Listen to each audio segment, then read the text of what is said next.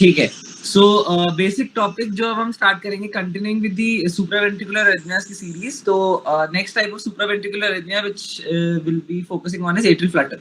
अब atrial Flutter जो है और एट्रियल फिब्रिलेशन दोनों दोनों भाई भाई टॉपिक हैं। ऐसा लगता है कि दोनों दोनों सिमिलर हैं। हाँ, एक्चुअली वो सिमिलर है, लेकिन थोड़ी बहुत डिटेल्स इसके बारे में जानना बहुत इंपॉर्टेंट है। अब चाहे वो एट्रियल फ्लटर हो चाहे वो एट्रियल फिब्रिलेशन हो, दोनों का स्टार्ट पॉइंट सेम होता है पीएसवीटी की तरह। स्टार्ट पॉइंट एग्जैक्टली सेम है पीएसवीटी की तरह। वो स्टार्ट पॉइंट क्या है? वो स्टार्ट पॉइंट सेम है कि अगर सपोज किसी पेशेंट ने या फिर किसी बंदे ने आज रात को ऑनलाइन करना था तो कैफीन ले लिया। ठीक है, ये कैफीन मतलब ऑब्वियसली कॉफी ले ली। जब उसने कॉफी पिया तो लॉजिकली कैफीन ने क्या किया तुम्हारा, या तो एक्टोपिक रिदम इंड्यूस किए या तो प्रीमेच्योर बीट्स इंड्यूस की। जो हमने कल भी पढ़ा था, जो पीएसवीटी का स्टार्ट पॉइंट था वही एट्रियल फिब्रिलेशन का स्टार्ट पॉइंट है, वही एट्रियल फ्लटर का स्टार्ट पॉइंट है। कि वही सेम चीज हुई कि एक्टोपिक या प्रीमेच्योर बीट्स आई एंड उसकी वजह से भी सेम चीज क्रिएट हुआ, रीएंट्रेंट सर्किट क्रिएट हुआ। जैसे भी करके जो हमने कल पूरा अच्छी तरीके से पढ़ा था कैसे रीएंट्रेंट सर्किट क्रिएट हो रहा है, मैं वापस सेम एक्सप्लेन नहीं कर रहा। सो ये सेम कहानी हमेशा सेम रहेगी तीनों में, फ्लटर फिब्रिलेशन पीएसवीटी सेम कहानी। कि अब but the point of difference, यही गेम खेलती है। पॉइंट ऑफ डिफरेंस ये है कि जो रीएंट्रेंट सर्किट पीएसवीटी में क्रिएट हुआ था वो एवी नोड के अराउंड था, तभी उसको बोल रहे थे AV nodal reentrant tachycardia. But यही पॉइंट ऑफ डिफरेंस मैंने बोला था कि भैया एवीआरटी और एवीएनआरटी अलग चीज है। AVNRT is an example of PSVT, but atrial flutter and fibrillation दोनों के दोनों are examples of AVRT. That means the reentrant circuit which is created is around is between atria and ventricle. ठीक है, और टू बी प्रिसाइज यहाँ पे जो re-entrant circuit के अपने आप पे क्वेश्चन है कि where is the reentrant circuit of the atrial flutter created? It is around the annulus of the tricuspid valve. बहुत important question. Annulus of the tricuspid valve is the side जहाँ पे create होता है re-entrant circuit. तो अगर तुम देखोगे, ठीक है, कि अगर मैं बोलूं ये मेरा राइट एट्रियम है, ये मेरा राइट वेंट्रिकल है, तो logically this is my annulus of the tricuspid valve. ठीक है, तो इसके अराउंड में रीएंट्रेंट सर्किट क्रिएट होता है, तभी इसको बोलते हैं एवीआरटी। एट्रिया और वेंट्रिकल के बीच में जो जंक्शन है वहां पे।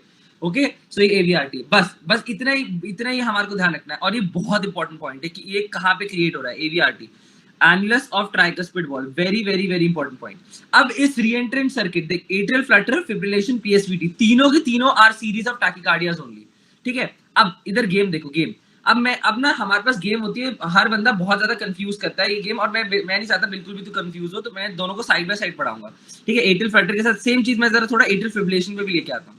जब तुम एट्रियल फिब्रिलेशन नाम के टॉपिक की बात करते हो, एट्रियल फिब्रिलेशन, ठीक है, एट्रियल फिब्रिलेशन में सबसे पहला पॉइंट तो मैं ऑलरेडी दोनों बता चुका हूँ कि it is the most common supraventricular, most common sustained, the word is most common sustained supraventricular arrhythmia. सबसे पहला पॉइंट ये है।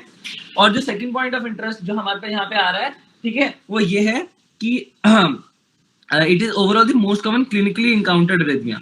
ठीक है, तो जो most common clinically encountered arrhythmia है वो एट्रियल फिब्रिलेशन। ये तो मैंने ऑलरेडी कल बता ही दिया था। अब इसको भी सेम तरीके से पढ़ते हैं, वही सेम चीज यहाँ पे भी सेम चीज होगी। पहले कॉफी आएगी, ठीक है, कॉफी की वजह से कैफीन होगा, कैफीन की वजह से अगेन तुम्हारा सेम चीज प्रीमेच्योर बीट्स या फिर एक्टोपिक रिदम क्रिएट होंगे, एंड यहाँ पे भी रीएंट्रेंट सर्किट क्रिएट होगा। बट इसका जो रीएंट्रेंट सर्किट है उसकी साइड क्या होती है, उसकी साइड को भी आपको याद रखना है क्योंकि ये भी एक क्वेश्चन है। उसकी साइड है पल्मनरी वेन। पल्मनरी वेन, ठीक है, के अराउंड जो पल्मनरी वेन है ना, दैट मींस अगर तुम देखो ये जो पल्मनरी वेन जो ड्रेन कर रही है, कहाँ पे ड्रेन करती है? ठीक है, ये पल्मनरी आर्टरी है जो राइट वेंट्रिकल से निकलती है। पल्मनरी वेन जो है लेफ्ट एट्रियम से बाहर निकलती है, तो ये पल्मनरी वेन है। ठीक है, तो ये यहाँ से इसके अराउंड तुम्हारा ये जो रीएंट्रेंट सर्किट है वो क्रिएट होता है। ठीक है, सो ये बात हमारे को अच्छी तरीके से ध्यान रखनी है, पल्मनरी वेन। ओके, तो ये चीज याद रखनी है कि दोनों के अंदर रीएंट्रेंट सर्किट क्रिएट हो रहा है, दोनों के साइड ऑफ रीएंट्रेंट सर्किट अलग है, बस इतना ध्यान रखना। अच्छा, अब क्योंकि दोनों के अंदर रीएंट्रेंट सर्किट क्रिएट होता है एंड क्योंकि तीनों पीएसवीटी, एट्रियल फिब्रिलेशन फ्लैक्टर, तीनों आर एग्जांपल्स ऑफ टैकिकार्डिया। मैंने बोला था कि जो पीएसवीटी है उसका टैकिकार्डिया अप्रोक्सीमेटली 150 से 200 के बीच में होता है। अब ना यहाँ पे लड़ाई होती है, कोई लोग बोलते हैं फ्लैक्टर का हार्ट रेट ज्यादा होता है, कोई लोग बोलते हैं फिब्रिलेशन का हार्ट रेट ज्यादा होता है। अब उसको क्लियर करने के लिए बहुत लड़ाई चली, इससे बेटर मैं तुम्हारे को एक शब्द बता रहा हूँ। पहले हम ईसीजी बुक को कोट करूंगा मैं, ठीक है, मैं पहले ईसीजी बुक को कोट करूंगा, फिर मैं हैरिसन को कोट करके क्या तुम्हारे को स्क्रीनशॉट भी दिखाऊंगा। ठीक है, सो ईसीजी बुक्स कहती हैं कि भैया जब तुम फ्लटर की बात करते हो तो फ्लटर में जो एट्रियल रेट है, द वर्ड याद रखना प्लीज जो मैं बोल रहा हूँ अच्छी तरीके से, the word is atrial rate. I am not talking about ventricular rate. ठीक है, कि एट्रिया कितनी बीट से कॉन्ट्रैक्ट करना चाहता है। एट्रिया चाहता है कि मैं कॉन्ट्रैक्ट करूं फ्रॉम 250 से लेकर 350 बीट्स पर मिनट। ठीक है, ये इतना चाहता है। In patients with atrial flutter, atria wants to contract at a rate of 250 से 350 बीट्स पर मिनट।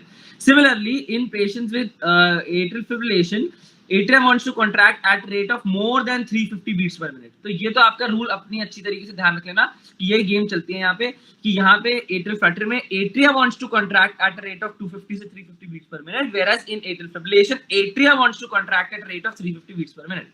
चलो ठीक है, ये हमारी गेम कहाँ खत्म हो गई। अब मुझे तुम बताओ, हमें पता है हमारे को एट्रिया की कॉन्ट्रैक्शन से कोई मतलब इतना होता नहीं। हमारा मेन कॉन्ट्रैक्शन है जो भी हम जो हार्ट रेट बोलते हैं, heart rate is an indirect term which is given to ventricular rate, कि वेंट्रिकल कितनी स्पीड से कॉन्ट्रैक्ट कर रहा है। सो ऑब्वियसली नॉर्मली तो यही होता है कि जितना एट्रिया कॉन्ट्रैक्ट करता है उतना वेंट्रिकल कॉन्ट्रैक्ट करता है। क्यों? क्योंकि हमारी जो नॉर्मल रिदम है वो सिनोएट्रियल नोट की रिदम होती है which wants to contract the heart at 60 to 100 beats per minute.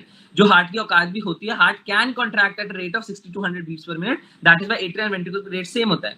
अब सपोज अब तुमने बोला फिर सेम एट्रिया भाई बोल रहे हैं भैया मेरी ना क्षमता बहुत ज्यादा है, मैं चाहता हूँ तुम बहुत ज्यादा पढ़ाई करो, एक दिन में बहुत सारी बेली खत्म करो। लेकिन वेंट्रिकल कहता है भैया इतनी मेरी हिम्मत ही नहीं है। ठीक है, तो सबसे पहली बात तो यही आती है कि अब ये एट्रियल रेट नाउ वाया दी जो जहां से भी सर्किट या तो एवी नोड या जो जहां से भी has to go to ventricle, ठीक है, वेंट्रिकल रेट पे कन्वर्ट हो रहा है। ठीक है, atrial rate has to now go to the ventricle. ठीक है, तो सबसे इंपॉर्टेंट चीज तुम्हारे को जो याद रखनी है वो ये रखनी है कि अगर atrial rate has to go to the ventricle तो क्या अब इनमें से तुम मुझे बताओ कि अगर मैं इन दोनों को कंपेयर करूं, फिब्रिलेशन का जो रेट एट्रिया मांगता है और फ्लटर का जो एट्रिया रेट मांगता है, इसमें से कौन सा प्रैक्टिकली पॉसिबल है? आइडियली तो दोनों ही प्रैक्टिकली पॉसिबल नहीं है, लेकिन अगर प्रैक्टिकली पॉसिबल की बात है तो कौन सा मानेंगे? 250 से 350 की मोर देन 350 मानेगा वेंट्रिकल? हेलो हाँ बोलो बोलो। हाँ कम वाला मानेगा logically.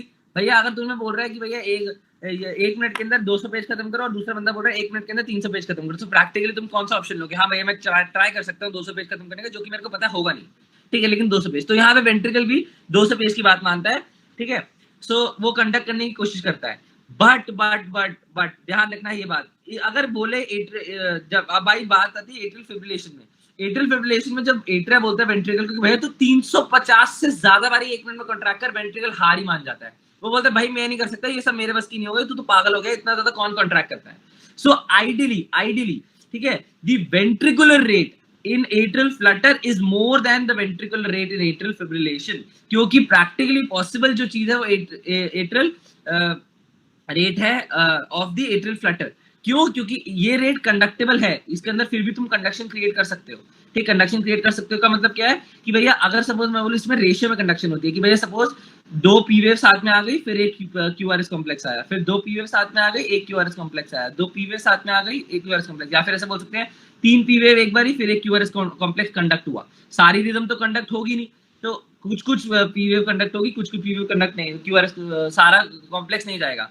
That means 2 P wave का मतलब है 2 बारी एट्रिया ने ट्राई किया, फिर जाके एक जो रिदम है वो goes to the ventricle and there appears a QRS complex. T wave की तरह बात ही नहीं आती, टी वेव तो गए खड्डे में। फिर से सेम चीज, दो बारी पी वेव ने बोला कि भैया कंडक्ट हो जा और दूसरी बार के बाद जाके वो कंडक्ट हुआ और एक क्यूआरएस कॉम्प्लेक्स आया। या फिर रेशियो हो सकता है 3:1, 3:1 मतलब तीन पी वेव आई फिर एक क्यूआरएस कॉम्प्लेक्स, 3 पी वेव आई फिर एक क्यूआरएस कॉम्प्लेक्स, 3 पी वेव ऐसे। ठीक है, whereas in ventricular atrial fibrillation ये कोई रेशियो कांस्टेंट होता ही नहीं भाई, क्योंकि हमें नहीं पता कि कितना, इतनी तेज हार्ट इतनी बड़ी डिमांड रख दी है। हमारे यहाँ 8 पीवेव भी आ सकती है एक साथ, 9 पीवेव भी आ सकती है, 5 पीवेव भी आ सकती है, कोई रेशियो ही नहीं है, कोई रेशियो नहीं है, कितनी भी पीवेव जा सकती है, क्योंकि हमें नहीं पता। इतनी बड़ी डिमांड बोल दी है एट्रिया ने कि भैया तू 350 बारी से ज्यादा एक मिनट में कॉन्ट्रैक्ट कर। सो it is very difficult for this conduction to go to the ventricle, so इतनी लगातार पी वेव्स आती हैं, उसके बाद एक क्यूआरएस कॉम्प्लेक्स आता है। ठीक है, सो यही डिफरेंस होता है एट्रियल फ्लटर और फिब्रिलेशन के रेट में। एट्रियल फ्लटर के जो डिमांड है वो फिर भी रीचेबल है, दैट इज व्हाई कभी 2:1 का रेशियो बन जाता है बिटवीन पी एंड क्यूआरएस, कभी 3:1 का रेशियो बनता है, कभी 4:1 का रेशियो बनता है। whereas in atrial fibrillation there is no constant ratio, because इतना ज्यादा तेज हार्ट को कॉन्ट्रैक्ट करने की कोशिश करता है कि कभी 9 पीवेव एक साथ आ रही हैं, कभी 5 पीवेव, कभी 4, कभी 10, ऐसे ऐसे करके फिर एक क्यूआरएस कॉम्प्लेक्स कंडक्ट होता है।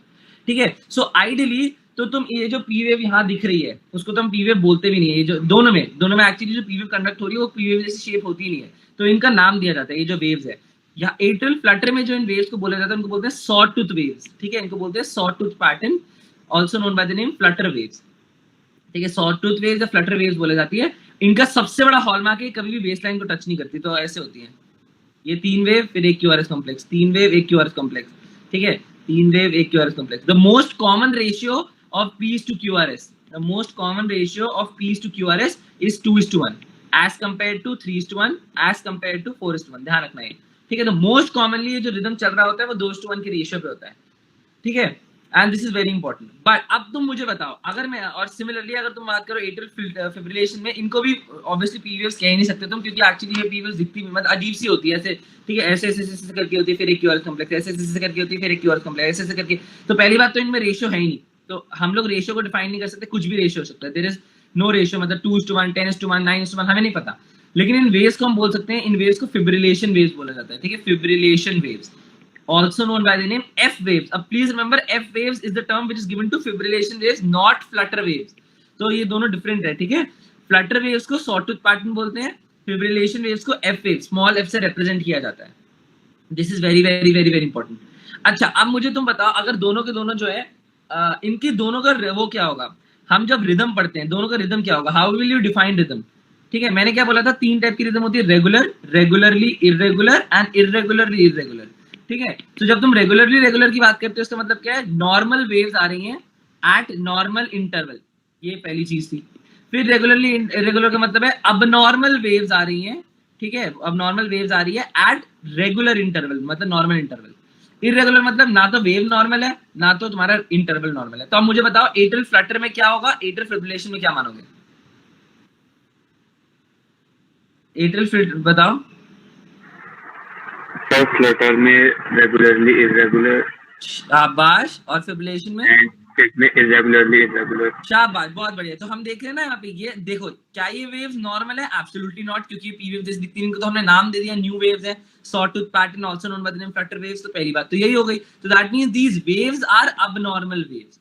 बट क्या ये रेगुलर इंटरवल पे आ रही है, बिल्कुल जी. अभी हमने पढ़ा इनका रेशियो हो सकता है तो 2:1 या 3:1, तो एक रेगुलर इंटरवल पे है कि या तो हर दो सॉटूथ वेव एक क्यूआरएस कॉम्प्लेक्स, दो सॉटूथ वेव एक क्यूआरएस कॉम्प्लेक्स, दो सॉटूथ वेव एक QRS complex. So that is why the rhythm in patients with atrial flutter is known as regularly irregular rhythm, whereas in patients with atrial fibrillation the rhythm is irregularly regular. क्यों? क्योंकि ना तो ये waves normal है ना तो वो regular interval पे आ रही है, क्योंकि हमारे पास कोई रेशियो ही नहीं है इसका, क्योंकि that is why there is no interval. और वेव्स भी नॉर्मल नहीं है क्योंकि इनको फिब्रिलेशन और एफ वेव्स बोलते हैं. सो this is a very very important point कि रेगुलरली इरेगुलर इंटरवल का कौन सी वेव अरिथमिया होता है, इरेगुलरली इरेगुलर का कौन सा अरिथमिया होता है. हर बंदा अगर तुम फर्स्ट ईयर से बात करो तो सबको पता है irregularly irregular rhythm is seen in patient with atrial fibrillation. ये एक कॉज है. मैं तुम्हारे को 2 और कॉजेस बताऊंगा थ्रू आउट द कोर्स, अब ध्यान रखना, ठीक है. तो इरेगुलर रिदम के 3 कॉजेस आइडियली हर बंदे को आने चाहिए, ठीक है. सो ये ध्यान रखना. तो एक तो ये हमारी कहानी यहाँ पे एक चीज खत्म होती है. अच्छा, सो पहली बार और मोस्ट कॉमन लीड जिसके अंदर हम पूरा ड्रामा देखते हैं वो लीड 2 है. ऑब्वियसली सारे की सारी चीजें लीड 2 में फोकस करके देखी जाती है, ये इंपॉर्टेंट है. सो एक बार मेरे को एक हैरिसन का स्क्रीनशॉट दिखाना है, स्नैपशॉट. वो ये कहता है, ठीक है, अगर हैरिसन की तुम बात करो इन पेशेंट विद एट्रियल फ्लटर, तो प्लीज से कंफ्यूज नहीं होना. हैरिसन ने क्या कहा, एट्रियल रेट जैसे मैंने तुम्हारे बताया इस 240 से 300. हैरिसन वही सेम चीज बोल रहा है, तुम सेम चीज को मानो 250 से 350, ठीक है. तो हैरिसन बोल रहा है हाँ भैया एट्रियल रेट जो है फ्लटर के अंदर 250 से 350 है, ठीक है. बट सारी चीजें तो कंडक्ट हो नहीं सकती जैसे मैंने बोला, तो इसलिए 2:1 एक ब्लॉक क्रिएट होता है, मतलब 2:1 के रेशियो पे कंडक्ट होता है, such that the ventricular rate becomes 130 से 150. तो 150 मान के चलो, ठीक है, समझ में आया. तो ये गेम जैसे मैंने बोली थी. सो अगर मैं बोला एट्रियल रेट इज 250 से 350 वेयरएज वेंट्रिकुलर रेट इज 150. अगर तुम सेम चीज बोलो एट्रियल फिब्रिलेशन में, एट्रियल फिब्रिलेशन की बात करो, सो एट्रियल फिब्रिलेशन में बोलता है वेंट्रिकुलर रेट इज वेरिएबल. ये वेरिएबल है, ये मिनिमम 110 भी हो सकता है, मैक्सिमम 200 भी हो सकता है. तो हम लोग ऐसी चीज नहीं बोल सकते 110 से 200 बोलते. तभी जितने भी जो अगर तुम कार्डियोलॉजिस्ट से पूछोगे ना तो वो बोलेंगे भैया एट्रियल फ्लटर में ज्यादा वेंट्रिकुलर रेट होता है as compare to atrial fibrillation. तो क्योंकि ये इंटायरली ट्रू भी नहीं है, क्योंकि ventricular fibrillation sorry atrial fibrillation में जो रेट होता है वो इरेगुलर होता है. कभी हार्ट रेट बहुत ज्यादा हो सकता है और कभी हार्ट रेट बहुत ही कम हो सकता है, ठीक है. तो ये एक बहुत बड़ी रेंज है, 110 से 200 की रेंज मान के चलो अगर ऐसे मान ले. सो आइडियली, ठीक है, इसकी एवरेज वैल्यू उन्होंने 150 मान ली. तो इससे बेटर तो सिंपल सा एक टर्म याद रखना कि अगर कोई भी तुमसे कुछ भी ड्रामा करके पूछे, ठीक है, तो याद रखना ideally the atrial rate in atrial fibrillation is much more as compared to atrial flutter, but the ventricular rate is kind of fixed in atrial flutter, but it is variable in atrial fibrillation. Atrial fibrillation ventricular rate can have two extremes, 110 भी हो सकता है, 200 से भी ज्यादा हो सकता है, whereas in atrial Flutter it is bound कि हाँ भैया 150 से ज्यादा ही होगा, ऐसा नहीं हो सकता 150 के राउंड ही होगा, ठीक है, तो ये ध्यान रखना। So this is what you have to say. यहाँ पे हम लोग फिक्स वैल्यू मान सकते हैं बस फिब्रिलेशन में, क्योंकि इरेगुलर रिदम होती है, तो that is why ventricular rate is also irregular. हम लोग एक फिक्स्ड वैल्यू डिफाइन नहीं कर सकते उसके लिए, तो ये बहुत इंपॉर्टेंट पॉइंट है। हारिसन का स्क्रीनशॉट है, ऑलरेडी दिखा दिया इसको। अच्छा, तो एक बात तो ये हो गई। सो अब हम आते हैं आगे वाली इसकी गेम पे। आगे वाली गेम क्या है? आगे वाली गेम कहते हैं, सबसे पहली चीज तो मुझे बताओ, क्या हम लोग एवी नोड को जब ब्लॉक करेंगे, ठीक है, ठीक है, एवी नोड, चलो एवी नोड के बारे में से पहले एक और चीज देखते हैं, ठीक है। अच्छा, दोनों में एक चीज कॉमन है। What are the common things between two? अभी इतनी देर से तो मैं सबको पूरी डिफरेंस बता रहा था कि भाई ये बेकार है, ये बेकार है, ये बेकार है। I want you to focus on something which is common. Common ये दोनों में हम लोग बोल रहे हैं, भले ही दोनों की वैल्यूज अलग हैं ऑफ एट्रियल रेट की कंडक्शन, बट दोनों में हम लोग बोल रहे हैं पेशेंट को या फिर इंसान को कि भैया तू बेली पढ़, या तो तू 200 पेज ऑफ बेली पढ़, या तो तू 300 पेज ऑफ बेली पढ़, बट 1 मिनट के अंदर तेरे को पढ़ने, which is practically not possible, ठीक है। सो अगर तू एट्रिया को बोल रहा है भैया 1 मिनट के अंदर 200 बारी कॉन्ट्रैक्ट कर, एट्रिया को बोल रहा है 1 मिनट के अंदर 350 से ज्यादा बारी कॉन्ट्रैक्ट कर, तो logically atria will not be able to do that. तो एट्रिया क्या करेगा? सिर्फ पन्ने पलटेगा। जैसे तुम्हें कोई बोलेगा तुम भी पन्ने पलटोगे, एट्रिया भी सेम चीज करेगा, पन्ने पलटेगा। पन्ने पलटने का मतलब क्या है? पन्ने पलटने का सिंपल मतलब है atria will practically not contract at all. वो ऐसे सिर्फ ऐसे नहीं, तो जोर का झटका लग रहा है वैसे होगा। Atria will practically, the word ध्यान रखना, practically not contract at all. Although it is contracting, but वो जो कॉन्ट्रैक्शंस हो रही है वो मतलब माइक्रो सेकंड की कॉन्ट्रैक्शन है, जैसे करके किसको झटका लग रहा है वैसी कॉन्ट्रैक्शन है, ठीक है। तो इट इज नोन कि भैया वो तो एट्रिया कॉन्ट्रैक्ट कर ही नहीं रहा है, ऐसे मान के चलते हैं कि इतनी जल्दी कॉन्ट्रैक्ट कर रहा है कि प्रैक्टिकली उसका उस कॉन्ट्रैक्शन का हमें कोई मतलब ही नहीं हो रहा, ठीक है। सिमिलर ये सेम चीज है कि तुम पन्ने पलट रहे हो, एक्चुअली तो वो हमारे दिमाग में थोड़ा कुछ, हम तो सिर्फ पन्ने पलट रहे हैं, ठीक है। So atria is practically not contractile. अगर एट्रिया कॉन्ट्रैक्ट ही नहीं कर रहा तो एट्रिया के अंदर ब्लड जो होगा वो स्टैसिस हो जाएगा। ध्यान रखना, blood in atria undergo stasis. Stasis मतलब वहीं पड़ा रह जाएगा। अगर एट्रिया के अंदर ब्लड पड़ा हुआ हो गया तो ऑब्वियसली यहाँ पे क्लॉट बन जाएगा, एंड क्योंकि क्लॉट बन जाएगा तो ये क्लॉट एम्बलाइज हो जाएगा, और एम्बलाइज हो जाएगा तो पेशेंट को सीधा थ्रोम्बोएम्बोलिज्म से कुछ भी हो सकता है, स्ट्रोक हो सकता है, कुछ भी हो सकता है, स्ट्रोक मैक्सिमम चांसेस होते हैं। सो this is the main problem, ठीक है। मेरी दो चीजों से एट्रियल फिब्रिलेशन फ्लटर से बहुत ज्यादा फटती है। पहली चीज मेरी एट्रियल फिब्रिलेशन फ्लटर से जो फटती है, ठीक है, इज विद द फैक्ट कि एट्रियल फिब्रिलेशन फ्लटर गलती से भी वेंट्रिकल पे कंडक्ट कर गई तो मेरी बैंड बच जाएगी, जिसमें मैं उस दिन समझा रहा था कि अगर एट्रियल फिब्रिलेशन / एट्रियल फ्लटर गलती से भी वेंट्रिकल पे कंडक्ट कर गया तो वो मेरे लिए प्रॉब्लम है। क्यों? क्योंकि चल भैया मैं मान रहा हूँ एट्रिया कॉन्ट्रैक्ट करना चाह रहा है 200 से लेकर 350 के बीच में, ठीक है, मैं उसमें मेरे को इतनी ज्यादा टेंशन नहीं। बट अगर ये सेम चीज अभी तो क्योंकि अगर सिर्फ एट्रियल फिब्रिलेशन का फिब्रिलेशन रहा, ठीक है, तो जैसे हमने ऊपर देखा वेंट्रिकल का जो रेट है वो 150 हो सकता है, वेंट्रिकल का रेट 110 से लेकर 200 के बीच में हो सकता है, चल वो हम फिर भी हैंडल कर सकते हैं। बट अगर ये atrial fibrillation gets transformed into ventricular fibrillation और तुम वेंट्रिकल को बोलो कि भैया वेंट्रिकल 350 बीट्स पर मिनट पे कॉन्ट्रैक्ट कर, वेंट्रिकल सीधा मना कर देगा, नो, सेम चीज, ventricle will be practically incontractile, practically will not be contracting क्योंकि it is not possible to read Bailey in 1 minute, ठीक है। सो ऑब्वियसली सिंपल सी बात है 350 बारी वो 1 मिनट में कॉन्ट्रैक्ट नहीं कर पाएगा। और अब मेरी फट गई, क्यों फट गई? क्योंकि लॉजिकली 350 बारी नहीं कर रहा। अगर ventricle is not able to contract तो cardiac output will be actually approaching 0, और अगर कार्डियक आउटपुट 0 तो सारा blood flow to the major organ such as brain will be 0। अगर ब्रेन का ब्लड फ्लो 0 तो तुम डेड, खत्म, तुम्हारी गेम ही ओवर हो चुकी है। So ventricular fibrillation is an emergency. Actually, atrial fibrillation is also an emergency, but ventricular fibrillation is a much bigger emergency as compared to atrial fibrillation / flutter. Because अगर ventricle is practically incontractile, so it will lead to 0 cardiac output, which will lead to death of the patient. So इससे मेरी सबसे ज्यादा फटती है। That is the main reason ये है। एक तो ये है क्यों मेरी atrial fibrillation flutter से फटती है, और दूसरा जो मैंने अभी समझाया कि atrial fibrillation flutter can lead to development of thromboemboli, which can lead to stroke. So ये मेरी दो प्रॉब्लम्स है, और इन्हीं दो प्रॉब्लम्स का मैं सोल्यूशन करूंगा, चाहे वो एट्रियल फिब्रिलेशन में करूं चाहे वो फ्लटर में करूं। दोनों का ट्रीटमेंट प्रैक्टिकली सेम रहता है। जो मैं सिर्फ एक लौता डिफरेंस होता है वो बताऊंगा, ठीक है। लेकिन ध्यान रखना एट्रियल फिब्रिलेशन फ्लटर का जो ट्रीटमेंट होता है वो इन्हीं दो एम्स पे होता है कि कैसे मैं एट्रियल ये जो थ्रोम्बोएम्बोली है उसको प्रिवेंट कर सकूं, और सेकंड कैसे मैं एट्रियल फिब्रिलेशन फ्लटर को रोक सकूं फ्रॉम बिकमिंग वेंट्रिकुलर फिब्रिलेशन।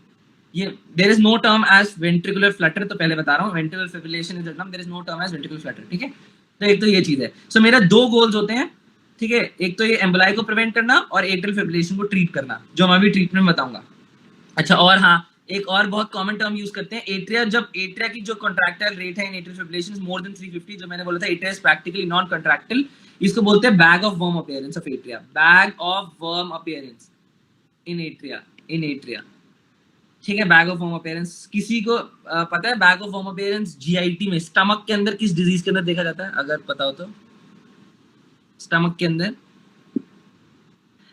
चलो मेंटियस डिजीज में देखा जाता है, ठीक है, पढ़ना प्रॉब्लम्स में है, ठीक है। हाँ, सो मेरी गेम ये थी कि इसको बैग ऑफ होम अपीयरेंस बोलते हैं इन एट्रियल फिब्रिलेशन, नॉट फ्लटर। इतना तेज एट्रिया जो कॉन्ट्रैक्ट कर रहा है मोर देन 350। और अगर तुमसे कोई पूछे कि फ्लटर में या फिब्रिलेशन में किस में ज्यादा चांस है of becoming a ventricular fibrillation and या फिर giving more and more clots, answer हमेशा atrial fibrillation होगा, ठीक है। AFib has much more dangerous complication as compared to atrial flutter, ये rule of life है, क्योंकि हमें पता है इसकी irregular rhythm है, that is why it is responsible for everything, चाहे वो ventricular fibrillation में convert होने की क्षमता में हो, चाहे वो क्या कहते हैं तुम्हारा क्लॉट थ्रो करने की क्षमता में हो, ठीक है। दोनों में हमारे लिए बहुत इंपॉर्टेंट चीज है, तो हमारे को सबसे अच्छी तरीके से ध्यान रखना है। दोनों के दोनों are examples of AVRT, AV nodal reentrant tachycardias के एग्जांपल्स होते हैं, दोनों के दोनों, ठीक है। इतना क्लियर? किसी को कुछ डाउट तो पूछो, एट्रियल फिब्रिलेशन फैक्टर में किसी को कुछ डाउट? ठीक है, अब मैनेजमेंट पार्ट पे आते हैं, ठीक है। दोनों का मैनेजमेंट में साथ नहीं पढ़ा रहा हूँ, ठीक है, सेम एक्चुअली सेम मैनेजमेंट, बस मैं फ्लटर का एक चीज बता दूंगा। अच्छा, एट्रियल फिब्रिलेशन को बेसिकली एट्रियल फिब्रिलेशन एक्चुअली दो टाइप्स का होता है, ठीक है। एफिब एक शॉर्ट नोट भी है हमारे कॉलेज में बहुत कॉमनली, तो ध्यान रखना है, ध्यान से सुनना है, ठीक है। सो एफिब बेसिकली दो टाइप का होता है, या तो पैरोक्सिस्मल, ठीक है, या तो परसिस्टेंट। भैया इसमें कोई बड़ी बात नहीं है, पैरोक्सिस्मल मैं ऑलरेडी हम समझा सके। पैरोक्सिस्मल का मतलब क्या है, ठीक है, कि बीच बीच में आ रहा है, बीच बीच में, जैसे मैं कल से PSVT पैरोक्सिस्मल सुप्रावेंट्रिकुलर टैकिकार्डिया बीच बीच में आ रहा है, सेम चीज यहाँ पे पैरोक्सिस्मल का मतलब बीच बीच में आ रहा है। परसिस्टेंट का क्या मतलब है, भैया हमेशा ही है, पूरे टाइम उस पेशेंट को है ही है, ठीक है। और ऐसा क्यों हो सकता है, ऐसा क्यों हो सकता है कि अगर पैरोक्सिस्मल में अगर देयर इज रीमॉडलिंग, ठीक है, कि ट्रैक्स परमानेंटली रीमॉडल हो जाते हैं, ठीक है, and there is permanent creation of the reentrant circuit, ठीक है। तो atrial fibrillation which was paroxysmal या फिर इंटरमिटेंट भी बोलते हैं, पैरोक्सिस्मल का दूसरा नाम इंटरमिटेंट भी होता है, ठीक है, can become permanent by by remodelling. बस इतना सा याद रखना, इतना, और कोई ईसीजी में कोई डिफरेंस नहीं है ऐसा कुछ, और it is just a theoretical point कि एफिब दो टाइप का होता है, पैरोक्सिस्मल एंड परसिस्टेंट, बस इतना याद रखना है, ठीक है। So this is very important. Can you tell me any cardiac valve disorder which can lead to atrial fibrillation? Very commonly a valve disorder which can be, yeah, शाबाश, ठीक है, MS leads to very commonly क्या कहते हैं atrial fibrillation, because वहां पे mitral stenosis में क्या होगा, सबको पता है मिट्रल स्टेनोसिस में क्या होगा कि लॉजिकली स्टेनोटिक वॉल्व इतनी छोटी सी है कि वो ब्लड जाने नहीं देगी, which लीड टू एट्रिया का डायलेशन, ठीक है, and can lead to development of both atrial fibrillation independently and clot formation independently, ठीक है। तो MS is a very important cause, but या वो बात अलग है। चलो अब हम आते हैं मैनेजमेंट। सो मैनेजमेंट में ऑब्वियसली हर चीज की मैनेजमेंट स्टार्ट होती है हिस्ट्री के बाद physical examination and finally investigation, ठीक है।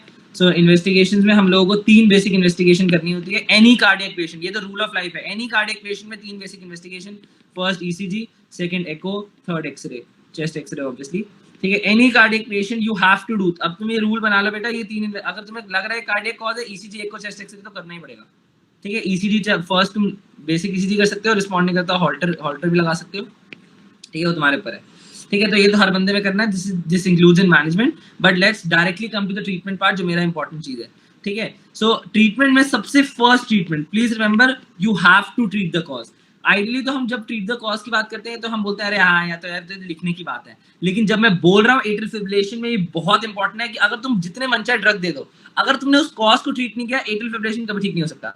And paroxysmal atrial fibrillation can transform directly into persistent atrial fibrillation अगर तुमने कॉज ट्रीट नहीं किया। अगर पेशेंट को मिट्रल स्टेनोसिस है, ट्रीट मिट्रल स्टेनोसिस। अगर पेशेंट को इस्केमिक हार्ट डिजीज है, ट्रीट इस्केमिक हार्ट डिजीज। अगर किसी पेशेंट को ड्रग की वजह से एट्रियल फिब्रिलेशन हो रहा है, remove that drug. This is a very and the most important step that you can do in any patient of atrial fibrillation. So ठीक है, तो ये treat the cause तो करना ही करना है। अब but obviously हमारे जो मैनेजमेंट गोल है वो अलग है। अगर किसी पेशेंट को पैरोक्सिस्मल एट्रियल फिब्रिलेशन है या फिर किसी पेशेंट को परसिस्टेंट एट्रियल फिब्रिलेशन है, तो मैनेजमेंट थोड़ा डिफर करता है। क्यों? क्योंकि पैरोक्सिस्मल में मेरा काम क्या है, मेरे को पता है ये गलती से इसको अटैक आ गया, सपोज उस पेशेंट ने ड्रग ले लिया, कोई ऐसा ड्रग ले लिया विच इज अरिथमिक ड्रग, और इसकी वजह से उसको एफिब आ गया, तो मेरे को अभी इसी वक्त एट्रियल फिब्रिलेशन का मैनेजमेंट करना है, ठीक है। मतलब लॉन्ग टर्म मैनेजमेंट नहीं सोच रहा मैं, अभी अटैक को टर्मिनेट करना मेरा मेन गोल है, ठीक है। वेयरएज परसिस्टेंट में मेरे को 2 चीजें गेम करनी पड़ेगी, वो मैं बताऊंगा। तो लेट्स जल्दी से सी व्हाट इज द मतलब treatment of paroxysmal atrial fibrillation. कुछ नहीं करना है, ज्यादा कोई ड्रामा नहीं है। ठीक है। तो बेसिकली दो चीजें करनी है, हर चीज की दो मैनेजमेंट होती है, एक होता है मेडिकल, एक होता है सर्जिकल मैनेजमेंट, है ना।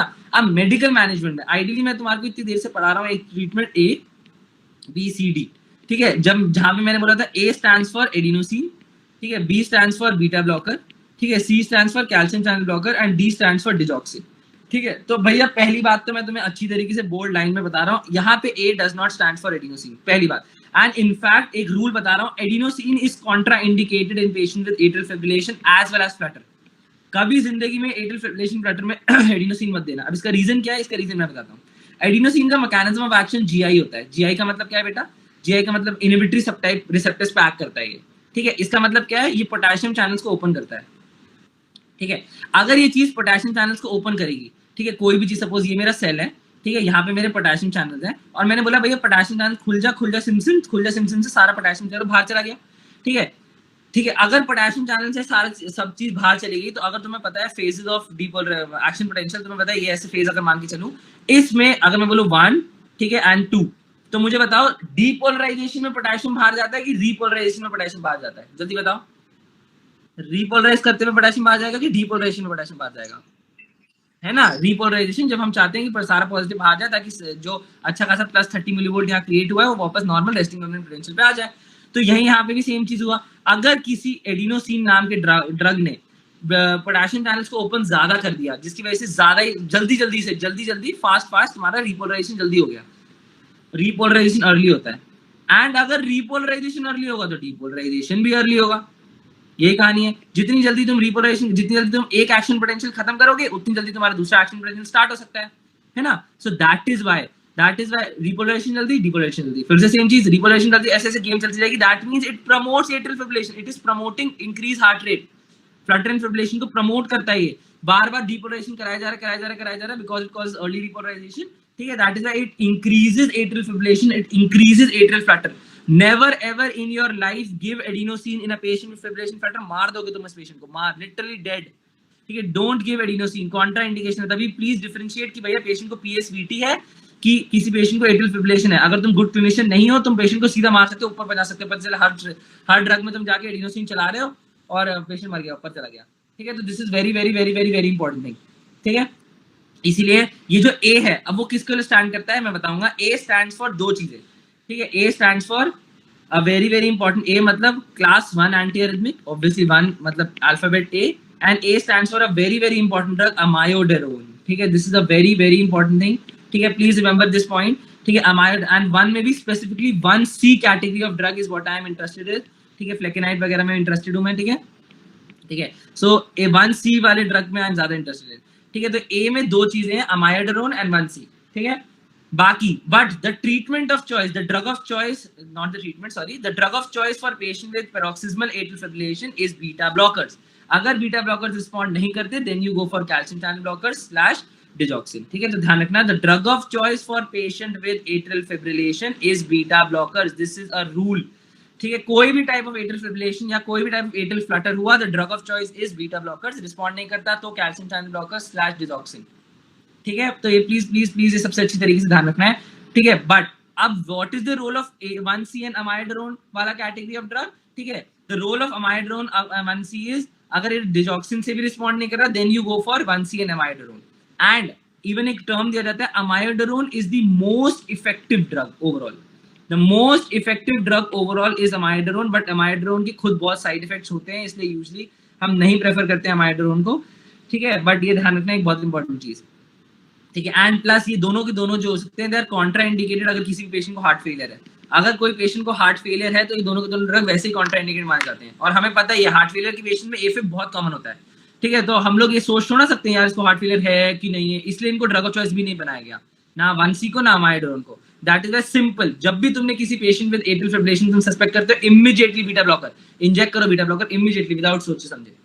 अगर रिस्पॉन्ड नहीं करा तो calcium channel blocker digoxin. But the most effective drug overall is actually amiodarone, but obviously उसके कुछ साइड इफेक्ट्स हैं, they are contraindicated heart failure, that is why it is not usually preferred, ठीक है। अब एक चीज जो मैंने बताया था, how does treatment of atrial flutter differentiates from atrial fibrillation, 1C is contraindicated there, please remember this point. ये CMDT में भी लिखा है, ये हैरिसन में भी लिखा है, 1C is not given in patient with atrial flutter, ठीक है। इसका रीजन तुम्हारे लिए जरूरत नहीं है, बट अगर तुम्हें ज्यादा ही जानना है, ठीक है, तो बेसिकली क्या करता है 1C जो होता है ना, वो फ्लटर करंट जो आइडियली जो नॉर्मल हमारा 2:1 ब्लॉक प्रोड्यूस हो रहा था, 3:1 ब्लॉक प्रोड्यूस हो रहा था, 4:1 ब्लॉक प्रोड्यूस हो रहा था, ये 1C ड्रग पता है क्या करते हैं? 1C ड्रग ना हार्ट रेट को स्लो कर देते हैं टू अ पॉइंट, ध्यान रखना, इतना डिक्रीज नहीं करते, हार्ट रेट को स्लो करते हैं 2 point such that 1:1 conduction possible हो सके, ठीक है, 1:1 कंडक्शन पॉसिबल हो सके, ठीक है। Ventricle can maximally contract normally up to 200 beats per minute, ध्यान रखना। सो ये तो अगर ये हार्ट नॉर्मली इसके अंदर कितना था 250 से 350, एट्रियल फ्लटर चाहता है कि 250 से 350 बीट्स पर मिनट हो तुम्हारा,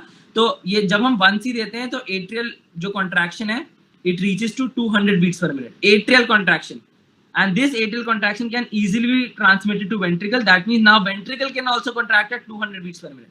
So 1C drug का मेन काम है it slows the current but इतना ज्यादा डिक्रीज नहीं करता, वो थोड़ा बहुत स्लो करके उसको ले आता है 200 तक, such that it can lead to 1:1, ये 1:1 मतलब जितना एट्रिया कॉन्ट्रैक्ट कर रहा है उतना वेंट्रिकल कॉन्ट्रैक्ट कर रहा है, there is no tension. So this is dangerous for us, we don't want ventricle to contract at 200 beats per minute, that is why 1C category of drugs are contraindicated in patients with atrial flutter. Please remember this point. ठीक है? Why are they still given in atrial fibrillation? Because 350 से ज्यादा होता है तुम्हारा atrial contraction atrial fibrillation के अंदर. 1C drug इतना डिक्रीज नहीं कर सकते हार्ट रेट, ठीक है, कि ये डायरेक्टली इसको 200 पे ले आए, ठीक है, या तो वो बहुत एक्सट्रीमली डिक्रीज करेंगे, बिल्कुल मतलब 100 पे ले आएंगे, इतना ज्यादा डिक्रीज करेंगे 1C in patient with atrial fibrillation, ठीक है। बट फ्लटर में ये उल्टा ही एक्ट करते हैं, हमारे ऊपर भी कुल्हाड़ी मार रहे होते हैं, तो इसलिए अगर ये पॉइंट नहीं याद रखना तो कोई बात नहीं, कोई टेंशन नहीं, मेरा पॉइंट था बस बताना जो बुक्स में गिवन है, तो इसलिए बता रहा हूँ, ठीक है। That is atrial fibrillation flutter में 1C इज कॉन्ट्राइंडिकेटेड, तो ये बात अपने दिमाग में क्लियर रखनी है, ठीक है। तो हमारा treatment of choice ABCD regimen होता है for paroxysmal atrial fibrillation, and अगर तुम सर्जिकल मैनेजमेंट की बात करो फॉर पैरोक्सिस्मल एट्रियल फिब्रिलेशन, तो surgical management is again catheter या फिर radio frequency ablation of that particular pathway जो कि रीएंट्रेंट सर्किट्स क्रिएट कर रहा है, ठीक है। तो this is a very important point, ये तो एक पॉइंट हो गया, ठीक है। लेकिन जब तुम परसिस्टेंट एट्रियल फिब्रिलेशन की बात करते हो, this is something which is much more important as compare to paroxysmal atrial fibrillation, क्योंकि यहाँ पे एक्चुअली में 2 ब्रॉड हेडिंग्स में ट्रीटमेंट किया जाता है। परसिस्टेंट मतलब बहुत टाइम उसको परमानेंट एक सर्किट क्रिएट हो चुका है, and there is a very very high chance कि किसी भी सेकंड में तुम्हारा बहुत परसिस्टेंटली वो एट्रियल फिब्रिलेशन में कन्वर्ट हो सकता है। सो यहाँ पे 2 चीजें करनी है तुम्हारे को, ठीक है, एक होता है रिदम कंट्रोल और एक होता है तुम्हारा रेट कंट्रोल, ठीक है। इन दोनों में डिफरेंस क्या है मैं बताता हूँ। रिदम एंड रेट का मतलब क्या है भैया, मेरे को बताओ। नॉर्मल रिदम कहाँ से स्टार्ट होती है, जल्दी से बताओ। Normal rhythm of the heart starts from, शाबाश, ठीक है। तो जब हम रिदम कंट्रोल बोलते हैं, हमारा सिंपल गोल क्या है, गोल याद रखना, हमारा गोल है to restore the normal sinus rhythm, to restore the sino atrial nodal rhythm, जो नॉर्मल रिदम है। हम नहीं चाहते ये सर्किट से जाए रिदम, हम चाहते हैं नॉर्मल सिनो एट्रियल नोडल रिदम रिस्टोर हो जाए। वेयरएज नॉर्मल रेट कितना होता है हार्ट का 60 to 100, तो हम चाहते हैं कि भैया हमारा जो वेंट्रिकुलर रेट है, मैंने हार्ट रेट का मतलब वेंट्रिकुलर रेट है वो 60 to 100 बीट्स पर मिनट ही रहे। We don't want it to contract जिस रेट पे एट्रिया कॉन्ट्रैक्ट कर रहा है। सो ये ध्यान रखना, हमारा 2 कंट्रोल है, एक है रेट कंट्रोल, एक है रिदम कंट्रोल। रिदम कंट्रोल में हम चाहते हैं हमारे रिदम साइनस रिदम हो जाए, रेट कंट्रोल में हम लोग चाहते हैं हमारा वेंट्रिकुलर रेट 60 से 100 बीट्स पर मिनट हो। हमें एट्रियल रेट से फर्क नहीं है, हमें वेंट्रिकुलर रेट से फर्क है। Ventricular rate should be between 60 to 100 beats per minute, ठीक है। तो अब रिदम कंट्रोल पे जाते हैं। अब रिदम कंट्रोल पे हमारे पास 2 चीजें होती है बेटा, ध्यान रखना, देखो इधर पकड़ लेते हैं। रिदम कंट्रोल में 2 चीजें होती है कि how to restore the normal sinus rhythm, कैसे हम लोग नॉर्मल साइनस रिदम को रिस्टोर करें, ठीक है। अगर तुम्हें कल याद हो हमने कैसे, जब बहुत तेज हार्ट कॉन्ट्रैक्ट कर रहा होता है, अगर तुम्हें अच्छी तरीके से याद है, मैं कल बता रहा था कि हार्ट बहुत तेज पीएस स्पीड में कॉन्ट्रैक्ट कर रहा है, तेज कॉन्ट्रैक्ट कर रहा है, कि हम लोग क्या करते हैं, हम बाहर से एक इलेक्ट्रिकल झटका देते हैं। बाहर से इलेक्ट्रिकल झटका हम क्यों देते हैं, ताकि सारी conduction in the heart block हो जाए। अगर सारा conduction in the heart block हो गया तो हम क्या, उसके बाद क्या होगा, नॉर्मल साइनस रिदम रिस्टोर हो जाएगा और पेशेंट ठीक हो जाएगा, है ना। तो ये सेम फंडा हम यहाँ पे भी लगाते हैं। हार्ट इतनी तेज कॉन्ट्रैक्ट कर रहा है और अगर मेरे को नॉर्मल साइनस रिदम चाहिए तो मेरे को यहाँ पे भी कार्डियो वर्जन करना पड़ेगा, मेरे को यहाँ। तो मेरा मेन गोल यहाँ पे भी यही है, I need to cardiovert the heart to restore the normal sinus rhythm, I need to cardiovert the heart. तो यही मेरा गोल है। Please remember, whenever someone says कि भैया क्या करना है, कुछ नहीं करना, जो ये चीज बता रहा हूँ, you need to cardiovert the heart to restore the normal rhythm. अब in order to cardiovert the heart, what do we have to do? In order to cardiovert the heart, मेरे पास 2 तरीके के ऑप्शन होते हैं। या तो मैं I can do pharmacological cardioversion. This is a very important point. Which agent can cause pharmacologically cardioversion and which agent can normally cause cardioversion? ठीक है, mechanical cardioversion, ठीक है, mechanical cardioversion. तो फार्माकोलॉजिकल कार्डियोवर्जन हम कब करते हैं और मैकेनिकल कार्डियोवर्जन हम कब करते हैं? ये फार्माकोलॉजिकल कार्डियोवर्जन हम कब करते हैं जब मेरा patient with in 48 hours present कर जाता है। विद इन 2 दिन मेरा पेशेंट अगर आ गया तो 48 आवर्स के within, then I can give pharmacological cardioversion. अगर 48 आवर्स के बाद आया तो then I need to do mechanical cardioversion. So the drug of choice for pharmacological cardioversion is depending upon किसी पेशेंट को कोई हार्ट डिजीज है कि नहीं है, कोई स्ट्रक्चरल हार्ट डिजीज। क्यों? क्योंकि एट्रियल फिब्रिलेशन कैन, जरूरी नहीं है कि एट्रियल फिब्रिलेशन किसी हार्ट डिजीज की वजह से हो। Atrial fibrillation can occur because of suppose कोई ड्रग आल्सो। सो यही हमें इंश्योर करना है कि ये जो एट्रियल फिब्रिलेशन के, अगर मैं फार्माकोलॉजिकल कार्डियोवर्जन जा रहा हूँ, क्या मेरे पेशेंट को हार्ट डिजीज है कि नहीं। अगर मेरे पेशेंट को हार्ट डिजीज है तो मेरा treatment of choice is different, and अगर मेरे पेशेंट को हार्ट डिजीज नहीं है तो मेरा treatment of choice is different. क्यों? क्योंकि मेरा हार्ट डिजीज वाले पेशेंट का treatment of choice is A, heart disease नहीं है उसका ट्रीटमेंट ऑफ चॉइस भी आल्सो ए होता है। What A? यहाँ पे ए स्टैंड्स फॉर अमायोडरोन।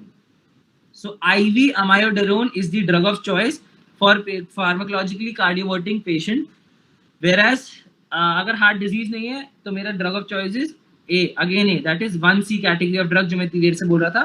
ठीक है, आईवी फ्लेकेनाइड। ठीक है, फ्लेकेनाइड। ठीक है, तो प्लीज ध्यान रखना, this is a very very very important thing.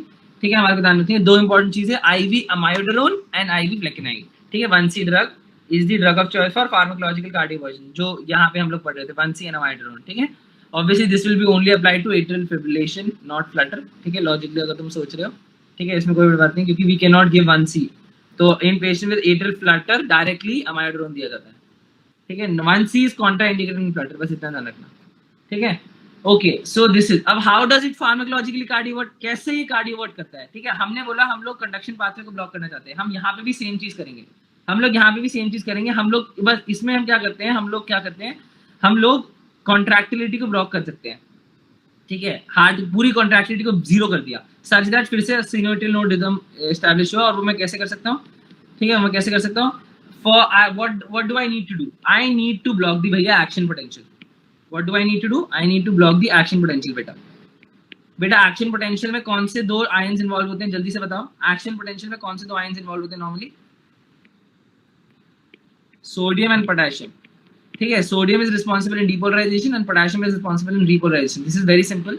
ठीक है, सो मेरे को एक ऐसा कैटेगरी ऑफ ड्रग चाहिए होगा जो सोडियम को भी ब्लॉक कर दे और पोटेशियम को भी ब्लॉक कर दे। यही सेम चीज है, कार्डियोवर्जन का मतलब है कंडक्शन ब्लॉक करना, पूरे जो conduction pathway in the heart उसको ब्लॉक करना, such that there should be no conduction at all. Same चीज यहाँ पे भी। सो कंडक्शन का मतलब एक्शन पोटेंशियल हुआ। ठीक है, तो now I need to completely block the action potential in any cell of the heart. ठीक है, तो बेसिकली सोडियम से डीपोलराइजेशन होता है, पोटेशियम से यूजुअली रीपोलराइजेशन होता है। सेम फंडा मैंने यहाँ पे अप्लाई किया, मैंने दोनों को ब्लॉक कर दिया। So I need to give a category of drug जो सोडियम एंड पोटेशियम दोनों को ब्लॉक कर सके। सो हमारे को पता है class 3 anti arrhythmic is a very important category of drug which blocks all channels, sodium, potassium, calcium, सबको ब्लॉक करता है। That is why class 3 category of drug such as amiodarone is a very very important class of antiarrhythmic, इतना important कि it is a drug of choice for any arrhythmia which is not controlling by किसी भी drug। So कुछ भी काम नहीं कर रहा, amiodarone दे दो। ठीक है, so same treatment 1C के लिए भी, क्योंकि हमें पता है अब 1 को 3 हिस्सों में डिवाइड किया जाता है, 1A, 1B, 1C। ठीक है, A, B and C 1 inherently sodium channel blockers होते हैं, but A, B and C को अगर डिफरेंशिएट करना होता है, एक potassium channel, B is potassium channel opener, whereas C and D जो होते हैं वो पोटेशियम ब्लॉकर होते हैं। और अगर तुमसे कोई पूछे कौन ज्यादा पोटेशियम ब्लॉकर है, 1C is more prominent potassium blocker। So this is why you need to study antiarrhythmics in detail to know exactly what drama is going on। ठीक है, so that is why the drug of choice जहाँ पे sodium और potassium दोनों को block करना है, तो ये 2 चीजें IV amiodarone and IV flecainide। ठीक है, मतलब 1C and category 3 of drugs। ठीक है, तो this is pharmacological cardioversion। Let's talk about mechanical cardioversion। ठीक है, तो जब तुम बेसिकली बच्चा मैकेनिकल कार्डियोवर्जन की बात करते हो, मैकेनिकल कार्डियोवर्जन का मतलब सिंपल कुछ नहीं है। ठीक है, I am talking about simple जो डीसी कार्डियोवर्जन, सिंक्रोनस कार्डियोवर्जन। ठीक है, उसकी बात कर रहा हूं मैं। एंड यहाँ पे obviously the preferred one will B DC cardioversion. ठीक है, नॉट सिंक्रोनस कार्डियोवर्जन, क्योंकि मेरे को कोई आइडिया नहीं है, मेरा जो रेट है वो इरेगुलर रिदम है, तो मैं वेट नहीं कर सकता कि कुछ कभी भी आ जाए। तो obviously the preferred one will be a DC cardioversion, not synchronize cardioversion. So बस इतना ध्यान रखना, synchronize cardioversion is only and only used in PSVT. बस बाकी कहीं पे भी अगर कोई बंदा कार्डियोवर्जन का मेंशन कर रहा है तो answer is what? DC cardioversion. Please remember. ठीक है, synchronize cardioversion is only and only given in PSVT. बाकी हर जगह तुम्हारा DC cardioversion also known as defibrillation ही यूज होता है। ठीक है, तो यहाँ पे भी DC cardioversion will be the cardioversion that I am talking about. But यहाँ पे एक गेम आती है। अब ये गेम ध्यान से सुनो बेटा, ध्यान से सुनो। बिफोर गिविंग डीसी कार्डियोवर्जन, ठीक है. I have to first start anticoagulants. Please remember, anticoagulants for 1 month. This is a very, very, very important thing. Then you give DC cardioversion and again you start anticoagulants for 3 months. Please remember. So cardioversion is given between -1 to +3 months, ठीक है, of anticoagulants. Anticoagulants must be given in any patient of atrial fibrillation undergoing cardioversion. ठीक है. Why? Because cardioversion में तुम practically कर क्या रहे हो? मैंने बताया ना, you are actually stopping all the electrical signals of the heart. If you are stopping all the electrical signals of the heart, you are again practically stopping the heart, thereby increasing the risk for thrombus formation. Atrial fibrillation में already risk होता है thrombus formation का, तुमने और heart को block कर दिया तो और there is a risk for thrombus formation. So before you give a cardioversion in patients with permanent atrial fibrillation, I am talking about permanent atrial fibrillation. अगर suppose कोई patient emergency में आ रहा है, ठीक है, हमें इस टाइम पे तो हमें नहीं पता कि पेरोक्सिस्मल है कि परमानेंट है, तो हम उसको पेरोक्सिस्मल एट्रियल फिब्रिलेशन मान के चलते हैं. सो इमीडिएट मैनेजमेंट, अगर medical management is not able to control, तो obviously the treatment of choice immediately will become DC cardioversion. ठीक है, हम थोड़ा वेट करते हैं.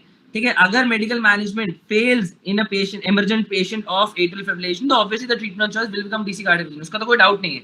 आई am talking currently about persistent atrial fibrillation, कि हमें पता है इस पेशेंट को एट्रियल फिब्रिलेशन है, बहुत टाइम से है, एक स्ट्रक्चरल हार्ट डिजीज की वजह से या फिर कुछ नोन अबनॉर्मैलिटी की वजह से है. ठीक है, so I want to permanently prevent the risk of thrombus formation कैसे भी करके. तो मेरे पास बहुत टाइम होता है. That is why what I am saying is anticoagulant का प्रोफिलैक्सिस पहले आप 1 महीने के लिए स्टार्ट करते हो. मैं बताऊंगा कौन सा एंटीकोगुलेंट्स. ठीक है, उसके बाद डीसी कार्डियोवर्जन देते हो एंड उसके बाद आप एंटीकोगुलेंट्स 3 महीने के लिए और देते हो कि कैसे भी करके फिर से थ्रोम्बस फॉर्मेशन ना हो जाए. और ऑब्वियसली अगर ये फेल हो जाता है सो फिर से सेम ट्रीटमेंट होता है, या तो कैथेटर या तो radio frequency ablation. There is no doubt in that. ये तो करना ही पड़ेगा. ठीक है, there is no doubt in that. ठीक है, so this is what is the management of rhythm control. How to restore the rhythm, restore the sinus rhythm, this is rhythm control. ठीक है, लेकिन अगर हम बात करते हैं रेट कंट्रोल की, थोड़ा इसको जूम इन करते हैं बेटा. रेट कंट्रोल का मतलब क्या है? रेट कंट्रोल का मतलब हम चाहते हैं कि ventricular rate should be between 60 to 100 beats per minute. अगर हम चाहते हैं ventricular rate should be between 60 to 100 beats per minute, हम क्या करें? हम लोग कुछ नहीं कर सकते. हमें सिर्फ ये है कि एट्रियल रेट, जिस रेट पे एट्रिया कॉन्ट्रैक्ट करना चाहता है, वो वेंट्रिकल तक ना पहुंचे. This is the only way I can control the ventricular rate to be between 60 to 100 beats per minute. And मैं इसके लिए क्या करूँगा? What class of agents should I give to block the मतलब to block the transmission of atria का conduction to ventricle? क्या दूँ बेटा मैं? क्या दूँ मैं? क्या सेकेंड? हाँ, बस वैसे बोल सकते हैं. Absolutely, that is AV nodal blocker agents. ठीक है, कि कैसे भी करके मेरे को एवी नोड को ब्लॉक करना है. कैसे भी करके कुछ भी हो जाए, I need to block the AV node. अगर मैं एवी नोड को ब्लॉक कर दूंगा तो atrial conduction will not be able to go the ventricle. ठीक है, so that is why the treatment of choice is simply BCD regimen. ठीक है, बीसीडी वही सेम चीज जो हमने यहाँ पे पढ़ा था. ये क्या है? सेम. ऑब्वियसली मैंने बताया था the drug of choice of atrial fibrillation is beta blockers. Respond नहीं करता कैल्शियम चैनल ब्लॉकर, रिस्पॉन्ड नहीं करता डिजॉक्सिन. अगर ये भी चीज रिस्पॉन्स नहीं करती है, अगर ये पूरा ट्रीटमेंट रिस्पॉन्ड नहीं करता, तो हम एक बहुत इंपॉर्टेंट थेरेपी चलाते हैं, उसको बोलते हैं pace and ablate regimen. Pace and ablate regimen. Pace and ablate का मतलब क्या है? Pace stands for cardiac pacemaker. इस पेशेंट में मेरे को कार्डियक पेसमेकर लगाना होता है.